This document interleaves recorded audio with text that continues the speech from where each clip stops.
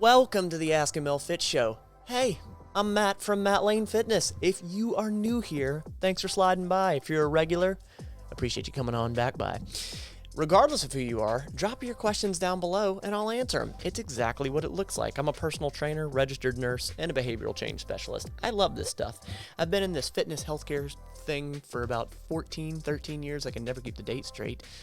I want to get into today's questions, and the first one is right up my alley, and I can't believe it popped up because I only did this 2 months ago. Let's get into today's questions.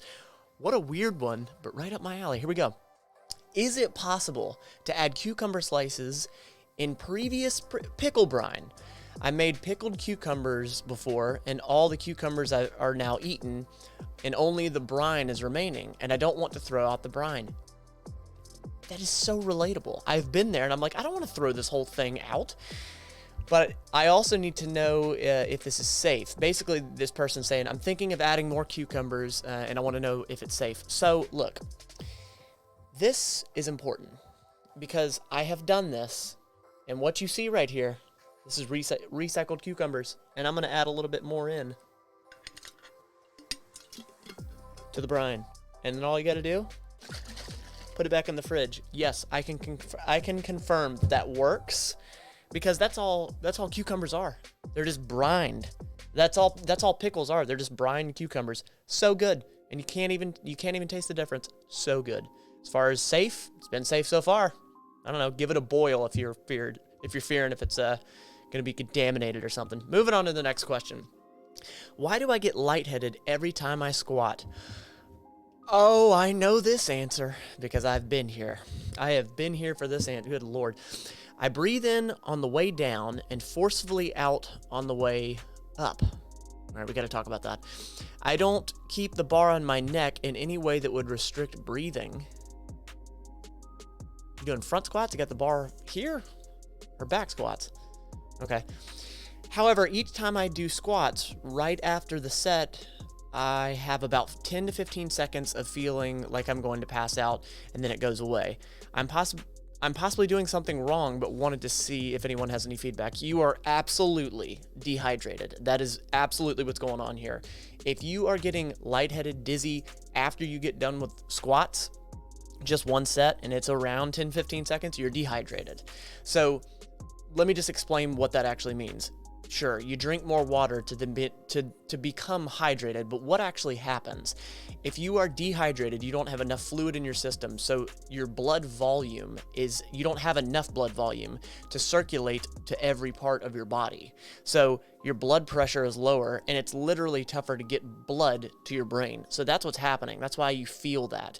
I have had days where I've been dehydrated and I've lifted weights and I have to lay down because I almost get a headache, but I am lightheaded and I just feel like garbage. And then there are days when I am fully hydrated and it's completely gone. Maybe that's not maybe that's not what it is for you, but I'm going to bank on that being the answer because I've been there and I've done that. Drink some water and you're going to feel better. Last question. Does asthma affect the calorie counting on watches like Fitbit? Oh boy. Hey, I have a question. I can't seem to find any answers online. I have a Fitbit Charge 5. I've started to go on walks more and lose weight. Congrats, good for you. All while keeping an eye on the app and how many calories it says I've burned. I'm not talking about any big training, just fast walks every day. I also have asthma, and now that's getting colder where I live. I feel it affects my workout more easily. Shortness of breath and so-called wheezing when I draw breath. No actual asthma attacks, just more heavy breathing. So my question is, can asthma influence my Fitbit to say that I've burned more calories than what's really true? Wow. I know watches like these aren't known for their accuracy, but I'm still wondering. Sorry for the bad English. It's not my main language. I thought you did great. Thanks for everyone that can help. Okay, so first and foremost, we have to cover this. Fitbits, Apple Watches, smartwatches in general, they are inaccurate at telling you energy expenditure. So when you look on your watch and it says you burn 650 calories, do not rely on that. Do not rely on that. It is inaccurate. There's actually a 2017 study that I'm referencing here from the Journal of Personalized Medicine, Accuracy and Wrist-Worn Sensor-Based Measurements of Heart Rate and Energy Expenditure in a diverse cohort. And they used the Apple Watch, the Basis Peak, never heard of that, Fitbit Surge, Microsoft Band, Mio Alpha 2, the Pulse On, and the Samsung Gear S2. And the big point to make here, the median error rates across tasks varied from 27.4 all the way to 92.6. That is a lot of error.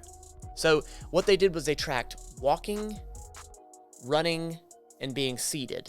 And across all of those tasks, 27.4 to 92.6 inaccuracy. That is a big percentage. So that's exactly why you should not lean on any smartwatch to say if you're burning this amount of calories, especially do not eat them back. Now, let's add in the asthma.